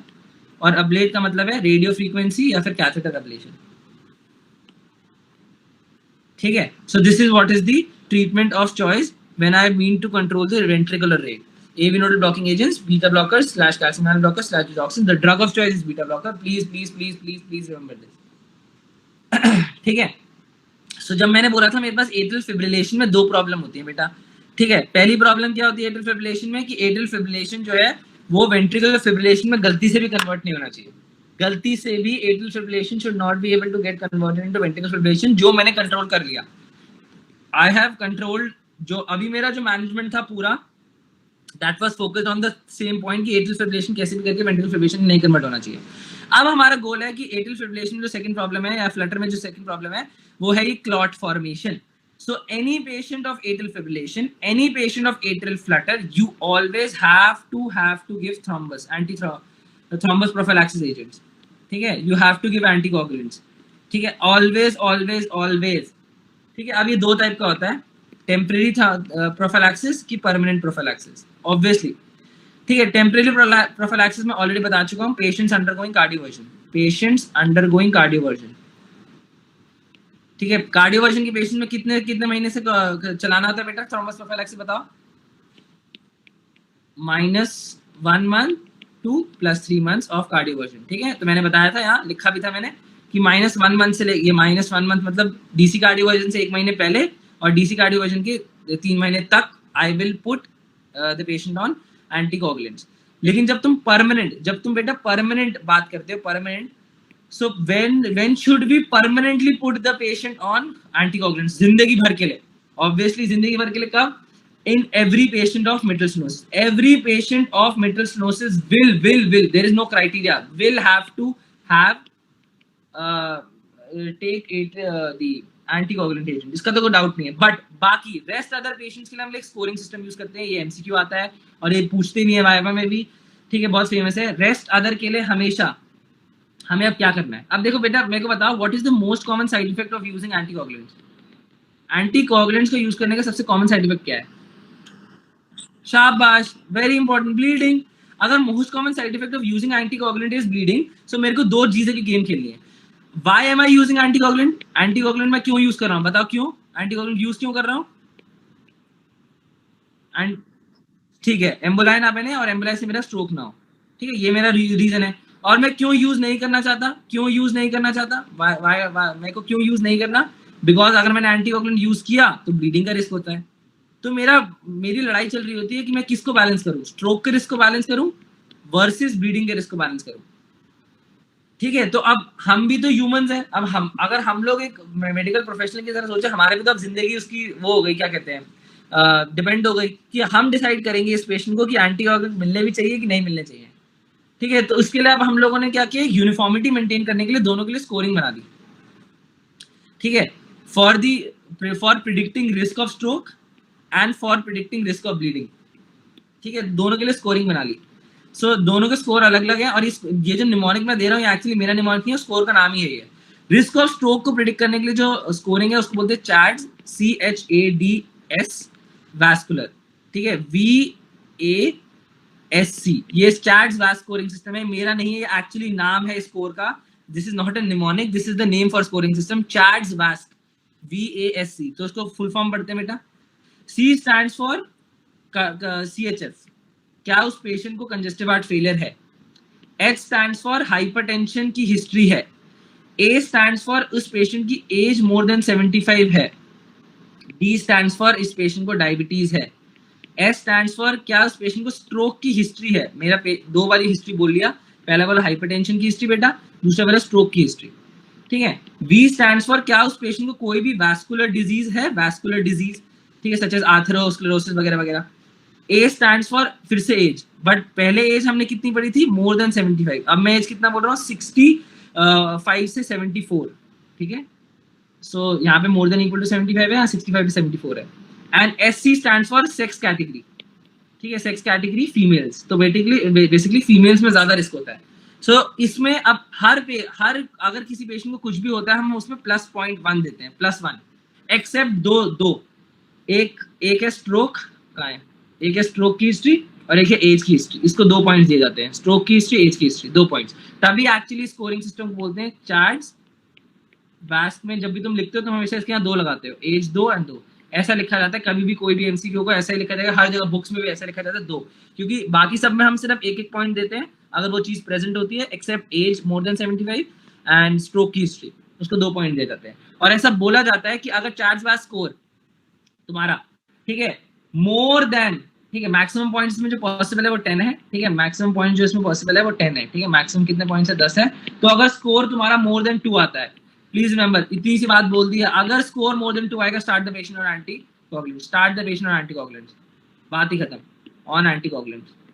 ठीक है, अगर स्कोर मोर देन 2 आ गया, ठीक है, प्लीज रिमेंबर ये बात। ठीक है, this is a very very important thing.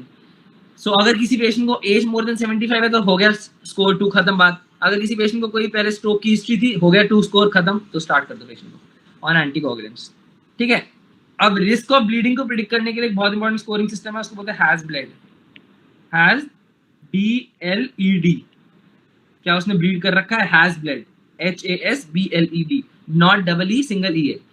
Hash blood में H stands for hypertension more than 160। अब प्लीज रिमेंबर यहाँ पे क्या था बेटा, यहाँ पे था हाइपरटेंशन की हिस्ट्री, यहाँ पे मैं बोल रहा हूँ हाइपरटेंशन प्रेजेंटली मोर देन 160, ठीक है। वहां पे एज था एज, यहाँ पे एज है abnormal LFT and KFT, liver function and kidney function test are abnormal. हमें पता है पेशेंट विद LFT अगर डिरेंज LFT होता है तो there is more risk of bleeding. S से फिर से स्ट्रोक की हिस्ट्री, ये तो सेम ही है, history of stroke not present stroke, history of stroke, ठीक है। बी से ब्लीडिंग की हिस्ट्री, ठीक है, ब्लीडिंग की हिस्ट्री, स्ट्रोक की हिस्ट्री। इस जो एल है उसमें लेबाइल INR, लेबाइल का मतलब क्या होता है इंग्लिश वाले बताओ जरा जल्दी। लेबाइल मतलब, लेबाइल मतलब लेबाइल का मतलब होता है बहुत ना, मतलब रेंज से बाहर है हमारा, ठीक है। लेबाइल INR की नॉर्मल रेंज है उससे थोड़ा बाहर है, ठीक है, ठीक है। सो इसका मतलब अगर पेशेंट्स का जो INR है वो डिरेंज है, सिंपल लेबाइल का मतलब यहाँ पे डिरेंज बोल लो तुम, डिरेंज INR, ठीक है। सपोज कोई पेशेंट वारफरिन पे है, ठीक है, अगर पेशेंट वारफरिन पे है तो ऑब्वियसली उसका INR जो होगा PTINR will be more than normal, ठीक है, क्योंकि वारफरिन जो होता है वो ब्लॉक करता है ना vitamin K dependent clotting factors 2, 7, 9, 10, अगर उसको ब्लॉक करेगा तो PTINR इंक्रीज होता है उनके अंदर, ठीक है, नॉर्मल से ज्यादा हो जाता है, तो there is more risk of bleeding. So अगर किसी पेशेंट का लेबाइल या फिर डिरेंज्ड INR है सो हमें याद रखना है। E stands for elderly, यहाँ पे भी age, age is a very important criteria जो हर जगह यूज होता है। यहाँ पे सिंपली एज मोर देन 65 है, यहाँ पे हमारे पास दो तरीके की एज थी, एक 65 से 74, दूसरा मोर देन 75, यहाँ पे सिंपल बोल दिया मोर देन 65 खत्म। एंड डी का मतलब है patient is on some drugs, some other drugs, antiplatelet drugs, alcohol, some other drugs, patient is on some drug which leads to increased risk of bleeding, ठीक है। तो ये ध्यान रखना है। इसके अंदर जो मैक्सिमम पॉइंट पॉसिबल थे वो 9 है, whereas in चार्ल्स-बास स्कोरिंग सिस्टम उसमें 10 होते हैं, यहाँ पे 9 पॉइंट्स होते हैं।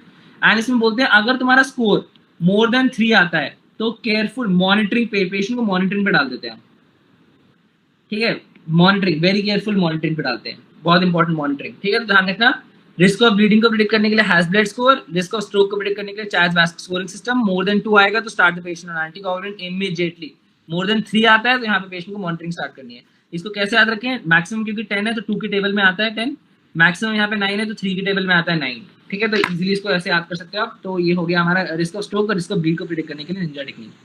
अब आते हैं what is the anticoagulant which is given, ठीक है। अब एंटीकोगुलेंट्स आइडली बहुत इंपॉर्टेंट टॉपिक है, उसको पढ़ लेना, ठीक है। मैं यहाँ पे ब्रीफ में बता रहा हूँ, ठीक है। जो हम बचपन से देते थे, ठीक है, ओल्ड जो पेशेंट्स में चलता आ रहा था, जब भी हमारे को डर लगता था कि यार क्या होगा क्या होगा क्या होगा, हम लोग क्या करते थे, हमारे पास जो एंटीकोगुलेंट चलता था वो था वारफरिन, ठीक है, बचपन से चलता था warfarin warfarin warfarin warfarin warfarin, ठीक है। बट वारफरिन था ना, उसमें ना मजे नहीं आते थे हमारे को, क्यों, क्योंकि वारफरिन की बहुत सारी साइड इफेक्ट्स हैं, उसके अंदर INR को मॉनिटर करना पड़ता है वगैरह वगैरह वगैरह। सो हमने एक रेजिमेंट बनाया। अब देखो रेजिमेंट मैं बताता हूँ क्या है।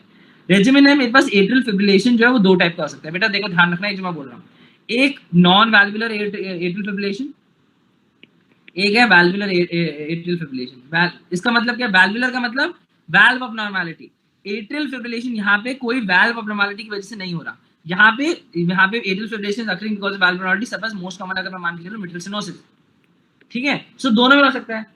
तो अगर किसी पेशेंट को कभी भी नॉन वैल्वुलर एट्रियल फिब्रिलेशन है, सो ड्रग ऑफ चॉइस अलग है। अगर किसी पेशेंट को वैल्वुलर एट्रियल फिब्रिलेशन है, वैल्वुलर का मतलब स्पेसिफिकली अगर तुम प्रिसाइज में बात करो, किसी पेशेंट को मिटल सिनोसिस था, तुमने उसका ट्रीटमेंट किया, एंड यहाँ पे तुमने एक मैकेनिकल वाल्व डाल दी, मैकेनिकल वाल्व, ठीक है, मैकेनिकल वाल्व डाल दी, वो पिग वाल्व हो सकती है, पोर्साइन वाल्व हो सकती है, कहीं की भी वाल्व हो सकती है। सो इन पेशेंट्स को टू बी प्रिसाइज बोला जाता है वैल्वुलर एट्रियल फिब्रिलेशन के पेशेंट्स, ठीक है, मैकेनिकल वाल्व। क्यों, क्योंकि अगर तुम कोई भी मैकेनिकल वाल्व डालते हो, एक सिंथेटिक वाल्व डालते हो हार्ट के अंदर, there is a high chance उस पेशेंट को एट्रियल फिब्रिलेशन वगैरह हो सकता है। सो यूजुअली अभी भी वैल्वुलर एट्रियल फिब्रिलेशन में हम अभी भी हमारा जो ड्रग है वो वारफरिन ही यूज करते हैं, हम अभी भी हमारा ड्रग जो है वारफरिन यूज करते हैं, ठीक है। सो वाल्वुलर एट्रियल फिब्रिलेशन मतलब in patients who have mechanical valve, ठीक है, तो मिटल सिनोसिस को काट दे, to be precise word use करेंगे, ठीक है। मैकेनिकल वाल्व वाले पेशेंट्स में हम वारफरिन अभी भी ड्रग ऑफ चॉइस है। तो क्या वारफरिन को पूरी तरीके से हटा दिया गया, no, warfarin is still the drug of choice for valvular atrial fibrillation. But जितने भी केसेस ऑफ नॉन वैल्वुलर जो मोस्ट कॉमन होते हैं, ऑब्वियसली हर पेशेंट में थोड़ा हम वाल्व डाल देते हैं, मैकेनिकल वाल्व, ठीक है। सो नॉन वैल्वुलर एट्रियल फिब्रिलेशन में जो ड्रग ऑफ चॉइस अब माना जाता है वो DOAC है, DOAC। किसी को फुल फॉर्म पता है DOAC का, अगर सुनाओ फार्मा क्लासेस से, DOAC, ठीक है। These are directly acting oral anticoagulants, ठीक है, डायरेक्टली एक्टिंग ओरल एंटीकोगुलेंट। सबसे इंपॉर्टेंट क्या है, ये डायरेक्ट एक्ट करते हैं, ठीक है, डायरेक्ट एक्ट करने का मतलब है जो इनको मैकेनिज्म ऑफ एक्शन है डायरेक्टली उस जगह को ब्लॉक कर देते हैं, ठीक है। एग्जांपल इसकी दो मैकेनिज्म ऑफ एक्शन, दो कैटेगरी ऑफ ड्रग्स यहाँ पे इंक्लूड होते हैं, एक होता है फैक्टर 10A इनहिबिटर, एक होता है थ्रोम्बिन इनहिबिटर, ठीक है। सो ये डायरेक्टली थ्रोम्बिन को इनहिबिट करते हैं, इसको बोलते हैं direct thrombin inhibitor DTIs, and 10A को डायरेक्टली इनहिबिट करते हैं, 10 फैक्टर 10 को डायरेक्टली इनहिबिट करते हैं, एक्टिवेट फैक्टर 9 को इसको बोलते हैं। तो डायरेक्टली एक्ट कर रहे हैं। क्या कोई ड्रग वो इनडायरेक्टली भी एक्ट करते हैं? Why are we giving the name directly? Yes, indirectly acting agent का नाम बहुत फेमसली तुमने सुन रखा होगा, हेपारिन। हेपारिन इनडायरेक्टली थ्रोम्बिन को इनहिबिट करता है, इनडायरेक्टली, ठीक है। इनडायरेक्टली वो थ्रोम्बिन को इनहिबिट करता है, फैक्टर 10 को इनहिबिट करता है। कैसे? क्योंकि हेपारिन को जब भी हम देते हैं वो एंटी थ्रोम्बिन 3 वगैरह को एक्टिवेट करता है, और एंटी थ्रोम्बिन की 3 की वजह से जाके एंटी थ्रोम्बिन 3 जाके फैक्टर 2 और फैक्टर 10 को इनहिबिट करता है। तो हेपारिन इनडायरेक्टली एक्टिंग एजेंट्स है, वेयरएज इन ये जो DOAC है उनको डायरेक्टली एक्टिंग मतलब वो डायरेक्टली थ्रोम्बिन को इनहिबिट करते हैं, डायरेक्टली 10A को इनहिबिट करते हैं। और हम सबको पता है 10A inhibitors are known as xabans. XA मतलब XA को बैन कर दो, बैन मतलब ब्लॉक कर दो, एक्साबैंस, जिसमें the most important drug is rivaroxaban, ठीक है, रिवारोक्साबैन बोलते हैं, ठीक है। बहुत सारे ड्रग्स हैं, एक अपिक्साबैन, ठीक है। तो बहुत सारे ड्रग्स हैं, रिवारोक्साबैन, अपिक्साबैन। तो these are 10A inhibitors, 10A को बैन करने वाले ड्रग्स, ठीक है, 10A को बैन करने वाले ड्रग्स, ठीक है, 10A inhibitors. Whereas if you talk about direct thrombin inhibitors, तो बहुत फेमस ड्रग dabigatran, ठीक है। यहाँ पे भी सेम चीज लिखी है, थ्रोम्बिन एंटागनिस्ट, ठीक है। Thrombin antagonist is actually what you call as dabigatran, thrombin antagonist, ठीक है। सो ये यहाँ पे भी लिखा है, तो dabigatran एंड इन दोनों को मिला के DOACs बोला जाता है, ठीक है, DOACs। सो लेट्स कंपेयर की प्रॉब्लम क्या है, ठीक है। प्रॉब्लम ये होती है बेटा, देखो प्रॉब्लम क्या है, प्रॉब्लम है जब भी हम वारफेरिन यूज करते थे, why are we shifting from warfarin and DOAC, ठीक है। वो इसलिए क्योंकि हमें जब भी हम वारफेरिन यूज करते थे हमें हमेशा पेशेंट का INR को मॉनिटर करना पड़ता था। हम चाहते थे INR 2 से 3 के बीच में हो हमेशा। यही सबसे बड़ी दिक्कत मेरे को लग रही थी कि I have to always monitor INR in patients with warfarin. जब देखो INR मॉनिटर करो, जब देखो INR मॉनिटर करो, ठीक है। इसीलिए मैंने शिफ्ट कर लिया DOAC पे। DOAC पे there is no monitoring at all required. ये सबसे बड़ा एडवांटेज है डायरेक्टली एक्टिंग ओरल एंटीकोगुलेंट्स का, कि मॉनिटरिंग की जरूरत ही नहीं है, कोई जरूरत नहीं है मॉनिटरिंग की, ठीक है। इसीलिए बट एक डिसएडवांटेज यही ये चीज है, अगर किसी पेशेंट में मॉनिटरिंग नहीं कर रहे तो, और हमें पता है कि the most common side effect of using any anticoagulant is bleeding. तो अगर ब्लीडिंग होगा तो हम क्या करेंगे? So that is why we need to create very strong antidotes for both ये क्या कहते हैं, rivaroxaban and dabigatran, 10A inhibitors and thrombin, दोनों के हमें एंटीडोट्स क्रिएट करने पड़े, ठीक है। तो अब इसका एंटीडोट पे भी क्वेश्चन आता है, दोनों का नाम पूछते हैं। रिवारोक्साबैन का जो एंटीडोट है उसको क्या बोलते हैं बेटा? एंडेक्सानेट। प्लीज रिमेंबर, ये बहुत फेमस क्वेश्चन अगेन, ये भी सेम चीज है, बहुत सिंपल है। देखो, एक्सा मतलब 10A, नेट मतलब न्यूट्रलाइजर, 10A को न्यूट्रलाइज करने वाला ड्रग इज नोन एज एंडेक्सानेट, ठीक है। रिवारोक्साबैन का जो भाई है, दोनों में एक्सा है, तो आराम से प्रेडिक्ट कर सकते हो, एंडेक्सानेट कहते हैं बेटा उसको, जो 10A को न्यूट्रलाइज करता है। सिमिलरली dabigatran को जो न्यूट्रलाइज करता है उसको बोलते हैं idarucizumab। देखो, जब तुम जुमैब की बात करते हो तो जुमैब तो बेटा मोनोक्लोनल एंटीबॉडीज होती है। CI का मतलब होता है बेटा सर्कुलेशन, दैट मींस ये सर्कुलेशन में एक्ट कर रही है। दारू, ठीक है, मैंने दारू पी और मैं सर्कुलेशन में जाके मोनोक्लोनल एंटीबॉडी की तरह एक्ट कर रहा हूँ, idarucizumab, ठीक है। पंजाबी बोलते हैं ना सी, हर चीज में सी लगा लिए, 80 दारू सी ऐसे करके याद कर लेना, ठीक है। dabigatran में भी D आता है, यहाँ पे भी D आता है, DA, तो ऐसे याद रख लेना। idarucizumab is a drug of choice for toxicity of dabigatran। रिवारोक्साबैन की टॉक्सिसिटी का ड्रग ऑफ चॉइस एंडेक्सानेट होता है। क्या कोई वारफेरिन की टॉक्सिसिटी का भी ड्रग ऑफ चॉइस होता है? बताओ बेटा। डोंट से प्रोटामीन सल्फेट, वो हेपारिन की टॉक्सिसिटी का ड्रग ऑफ चॉइस होता है। वारफेरिन की टॉक्सिसिटी का ड्रग ऑफ चॉइस क्या होता है? वारफेरिन की टॉक्सिसिटी का ड्रग ऑफ चॉइस किसी को पता है? वारफेरिन करता क्या है? वारफेरिन क्या करता है? फैक्टर 2, 7, 9, 10 विच इज विटामिन के डिपेंडेंट, ठीक है। विटामिन के डिपेंडेंट फैक्टर्स को ब्लॉक कर देता है। कैसे? कि विटामिन के को एक्टिव फॉर्म में कन्वर्ट नहीं होने देता। अगर विटामिन के एक्टिव फॉर्म में ही नहीं है तो ऑब्वियसली वो अपना काम ही नहीं कर पाएगा, तो हम बाहर से विटामिन के सप्लीमेंट कर देते हैं, वेरी सिंपल। ये हम पहले करते थे, पहले the drug of choice for warfarin toxicity was vitamin के, अभी भी यूज करते हैं, ऐसा नहीं है, बट आजकल इमरजेंसी सिचुएशन स्पेसिफिक में the drug of choice precisely is known as prothrombin complex concentrate, prothrombin complex concentrate, PCC। Logically हम सोचते हैं क्या है, हमने बोला विटामिन के जो है, ठीक है, वो एक्टिव फॉर्म में आएगा और वो क्या करेगा? गामा कार्बोक्सिलेट करेगा, gamma carboxylation of factor 2, 7, 9 and 10, ये करेगा ना। तो वार्फरिन ने क्या किया, वार्फरिन एक ऐसा ड्रग है जिसने इसको ब्लॉक कर दिया, कन्वर्जन ऑफ विटामिन के इनटू एक्टिव फॉर्म को ब्लॉक कर दिया। तो हमने दो चीज की, या तो मैं बाहर से विटामिन के सप्लीमेंट कर दूं, अगर मैंने बाहर से एक्टिव फॉर्म ऑफ विटामिन के सप्लीमेंट कर दिया तो मेरी बॉडी अपने आप गामा कार्बोक्सिलेट कर लेगी, या फिर मैंने सोचा यार इतनी मेहनत कौन करे, मैं बाहर से फैक्टर्स ही सप्लीमेंट कर देता हूँ। फैक्टर सप्लीमेंट कौन से कर रहा हूँ, फैक्टर 2, फैक्टर 7, फैक्टर 9, फैक्टर 10, ठीक है। तो इसको बोलते हैं prothrombin complex concentrate which contains factor 2, factor 7, factor 9, factor 10। Very simple, easy, ठीक है। तो actual drug of choice for warfarin toxicity is prothrombin complex concentrate, prothrombin is factor 2 basically, ठीक है, एज कंपेयर टू विटामिन के। तो ये थोड़ी छोटी सी इन्फॉर्मेशन है, प्लीज इसको ध्यान रखना, बहुत इंपॉर्टेंट क्वेश्चन है। एट्रियल फिब्रिलेशन 50 बार अलग अलग तरीके से एट्रियल फिब्रिलेशन पूछा जाता है, ठीक है। कभी एट्रियल फिब्रिलेशन को आप मिस नहीं करोगे अपनी पूरी लाइफ में। अगर एट्रियल फिब्रिलेशन दिख जाए इसको मिस करना मतलब बेवकूफी है। ये तो पीएसवीटी है जो कल भी बताया था, ठीक है, ये भी पीएसवीटी है, कल भी बताया था। हमारा मेन क्वेश्चन है एट्रियल फिब्रिलेशन। ये देखो, चलो बेटा बताओ, इसमें और इसमें डिफरेंशिएट करके बताओ, ये दोनों में कौन सा एट्रियल फिब्रिलेशन, ये पार्ट 1 पार्ट 2, कौन सा एट्रियल फ्लटर है, कौन सा एट्रियल फिब्रिलेशन है, बताओ जल्दी से।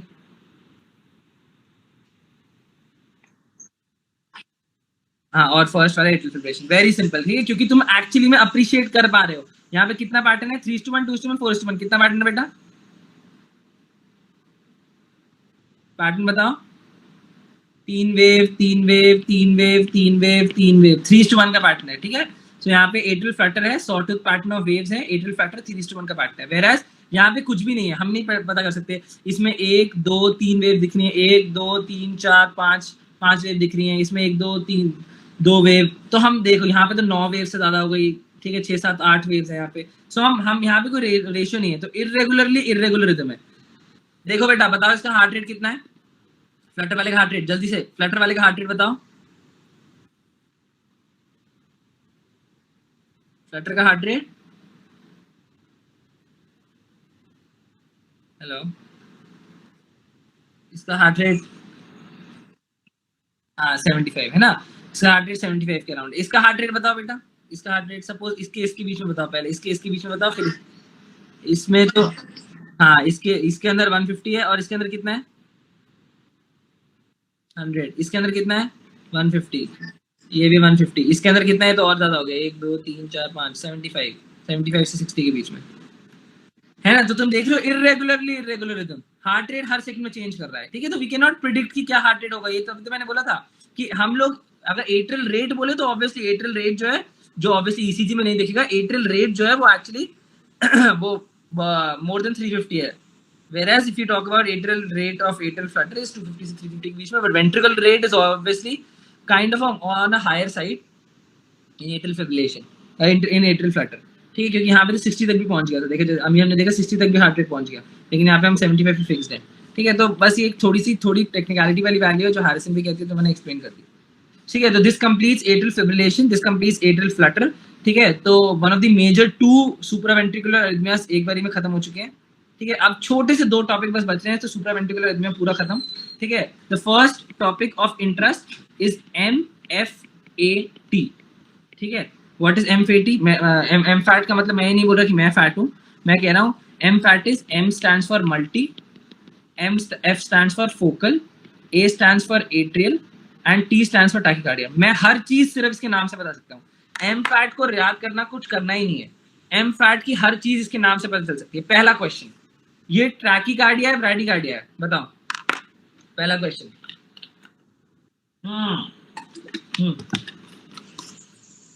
बहुत बढ़िया।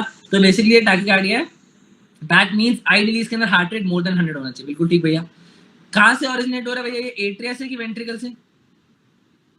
शाबाश, ठीक है, that means it's the supraventricular arrhythmia. Well done, good. Multifocal का क्या मतलब है, क्या इंग्लिश से तुम क्या समझ पाते हो? What do you mean by multifocal?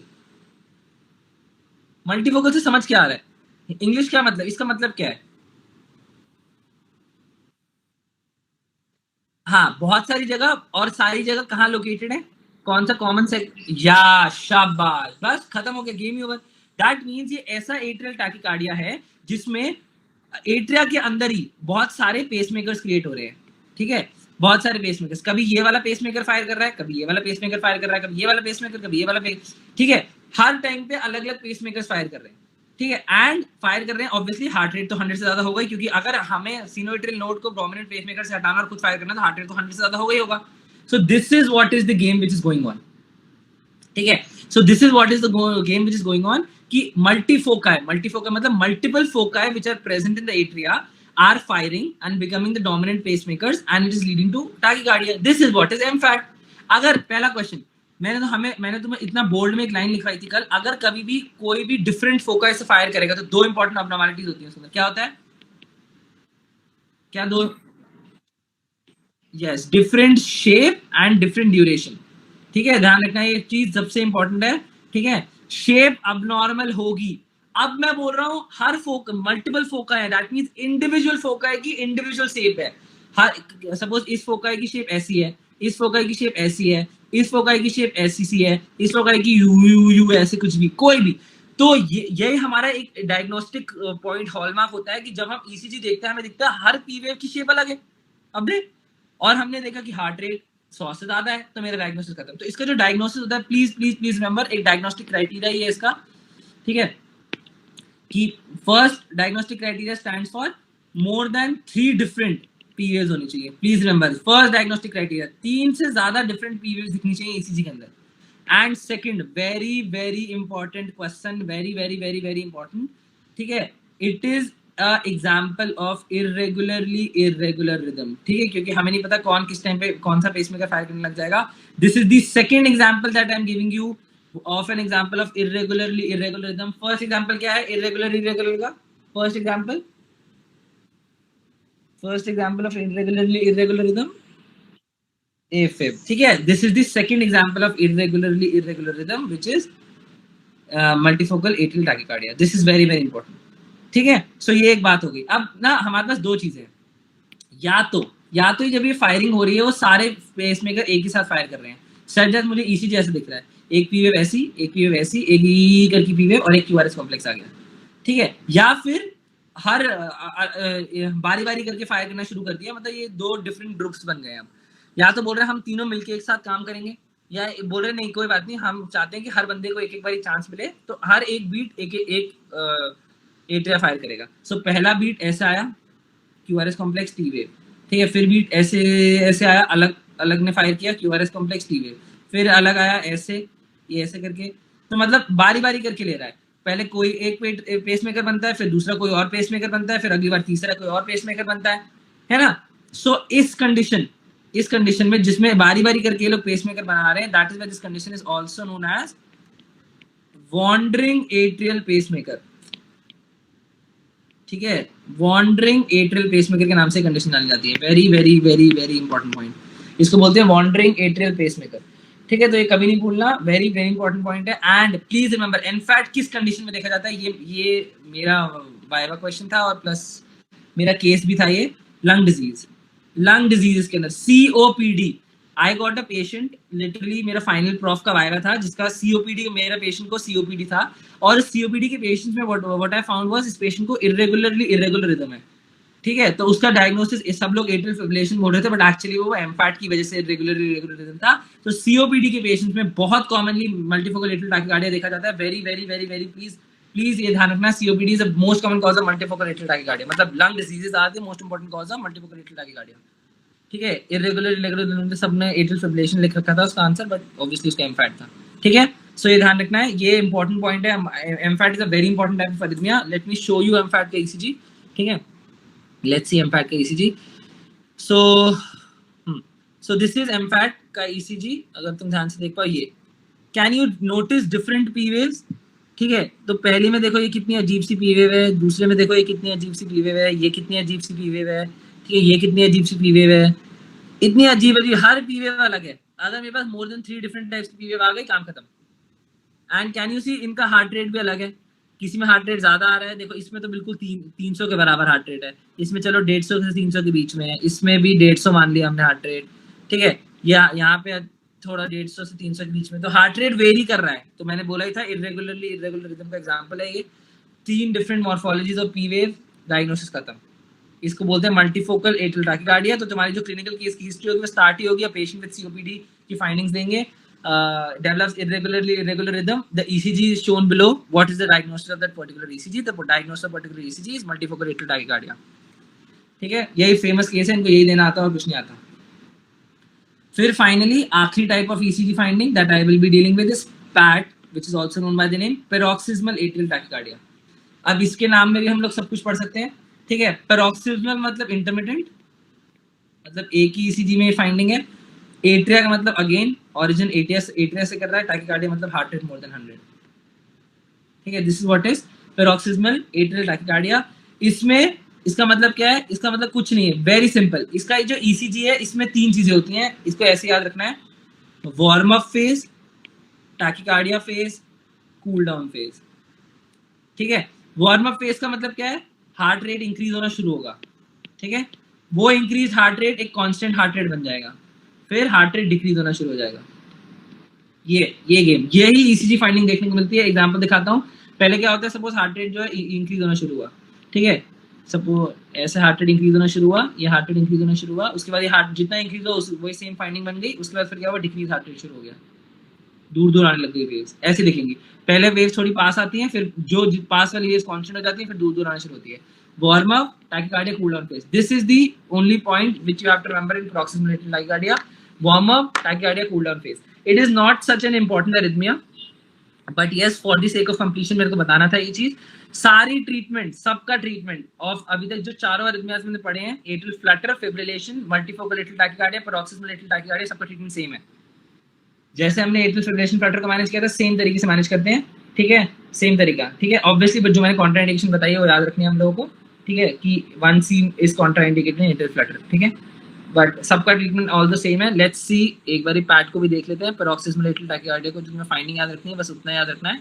ये देखो, ठीक है। Here you can see the heart rate जो है वो इंक्रीज होना शुरू हुआ है, ठीक है। हार्ट रेट होना शुरू हुआ है, इंक्रीज होना शुरू हुआ है। ये एक मिनट, सॉरी, यहाँ पे अरे यहाँ पे इंक्रीज होना शुरू हुआ है। ये कांस्टेंट इंक्रीज हार्ट रेट है ऑफ 300, ठीक है। यहाँ पे 150 था हार्ट रेट, यहाँ पे 300 हार्ट रेट है। एंड फाइनली ये कूल डाउन फेज शुरू हो गया, जिसमें हार्ट रेट डिक्रीज होना शुरू हो गया, ठीक है। तो यही कहानी हमेशा चलती है। हार्ट रेट इंक्रीज होना शुरू हुआ, हमें इससे पीछे वाली ईसीजी नहीं दिखा, 300 हो गया heart rate, constant heart rate चल रहा है, फिर कूल डाउन फेज आ गया। बाकी सब कुछ नॉर्मल है, there is nothing abnormal in this, but यही चीज गेम चलती है। Paroxysmal atrial tachycardia is the game which is given, name which is given to this game, ठीक है। यहाँ तक किसी को कुछ डाउट, शंका, दिक्कत? This completes the whole topic of supraventricular arrhythmia. यहाँ तक किसी को कुछ डाउट? स्टॉप कर दे प्लीज।